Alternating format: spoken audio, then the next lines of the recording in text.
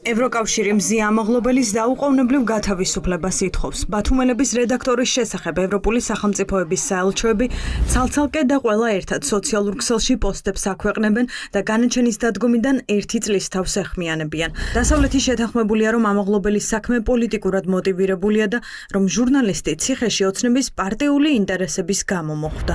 მზია ამაღლობელის განაჩენის გამოტანის წლის თავზე ევროკავშირი გმობს მის მიმართ გამოტანილ არაპროპორციულ და პოლიტიზებულ განაჩენს და მის დაუყოვნებლივ გათავისუფლებას მოითხოვს.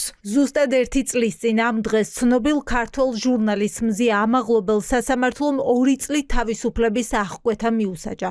პოლონეთის საელჩო თბილისში შეშფოთებას კვლავ გამოხატავს, რადგან მიიჩნევს, რომ აღნიშნული განაჩენი არაპროპორციული და პოლიტიკურად მოტივირებულია. ჩვენ სოლიდარობას ვუცხადებთ მზია ამაღლობელს და მოვუწოდებთ მის დაუყოვნებლივ და უპირობოდ გათავისუფლებას. შარშან ზუსტად ამ დღეს ბათუმელების ჟურნალისტის განაჩენი დადგა. ბათუმის საქალაქო სასამართლოს მოსამართლე ნინო სახელაშვილმა გადაწყვიტა, რომ მზია ამაღლობელი 2 წლით ციხეში უნდა გაეშვა პოლიციელზე სილის გაწვნის გამო. 8 თვიანი განხილვა ისე წარიმართა, რომ ქართულ ოცნებას არ დაუმალავს პარტიული ინტერესი.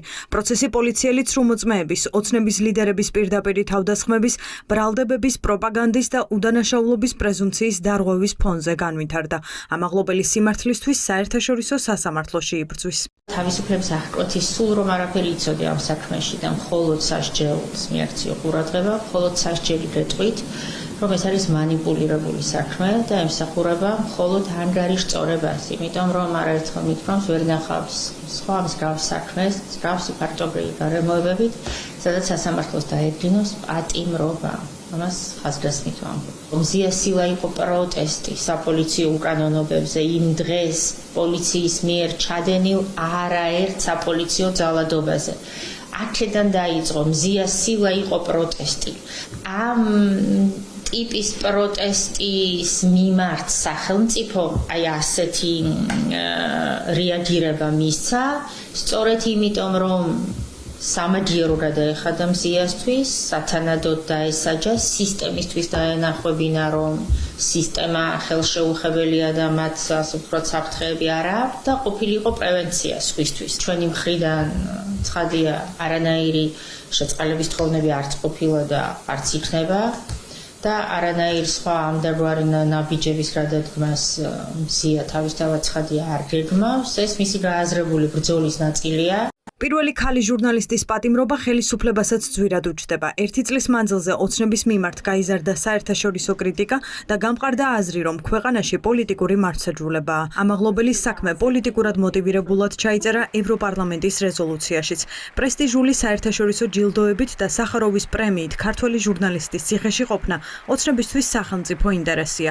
ქართულ კრიტიკულ მედიაში კი თანხმობაა, რომ ამაღლობელი ისჯება სხვებისთვის სამაგალითოდ. სამდროში მზია ამაღლობელი ისჯება მაგალითისთვის, იმისთვის რომ ჩვენ ყველანი დავექვემდებაროთ შიშს, დავექვემდებაროთ იმის განცდას, რომ შემდეგი შეიძლება იყოს რომელიმე ჩვენგანი და ამან იმუშაოს როგორც გამყინავმა ეფექტმა, მაგრამ და ეს გაკვეთილი იყოს ჩვენთვის და მინდა გითხრათ, რომ დიახ, გაკვეთილი მართლაც შედგა, მაგრამ გაკვეთილი სულ სხვა მიმართულებით. ეს არის გაკვეთილი იმისა, თუ როგორ არ ექვემდებარება პატიმრობას, როგორ არ ექვემდებარება გისოსებს ადამიანის ღირსება, ადამიანის სწრაფვა თავისუფლებისკენ და მზია ამაღლობელის მაგალითი არის სწორედ იმის ჩვენება, იმის შეხსენება ადამიანებისთვის, რომ ჩვენ გვევალება ბრძოლა იქამდე, ვიდრე გვიან არ არის. უბრალოდ 1 წელზე კი ვსაუბრობთ, მაგრამ წელწადნახევარზე მეტია მზია არის უკანონო პატიმრობაში და მოთხოვნა არის კვლავ ჩვენი იგივე რომ ის უნდა გათავისუფლდეს როგორც უკანონო პატიმარი. მზია სჯეროდა და ეხაც სჯერა, რომ მოქალაქეების ფუნდამენტური უფლება არის, შეიძლება პლაკატურად ჟღერს, მაგრამ ასეა, რომ მიიღონ ინფორმაცია, ამისთვის შრომობდა ის მთელი ცხოვრება და ამისთვის ჯიან და ამ ესეთი ფორმით დასჯით სურთ ყველა მოქალაქეს დაშინება. სახელმწიფოს უნდა გამოეძიებინა მზიას წინააღმდეგ ჩადენილი არაადამიანური მოპყრობის ფაქტები, რომლის შესახებაც ის საუბრობდა და ეს მოხდა მისი დაკავების შემდეგ. ეს საქმე სტრასბურგის ადამიანის უფლებათა სასამართლომ უკვე მიიღო წარმოებაში. სისტემა, დღემდე ისევ ანგარიშს უსწორებს ქალს, რომლის ჯანმრთელობის მდგომარეობა დანერგილად რომ ვთქვათ, არ არის სახარბიელო და ამით სურს ყველა იმ მოქალაქის დაშინება, რომლებიც ისე ცხოვრობენ და ისე შრომობენ, რისიც სჯერათ.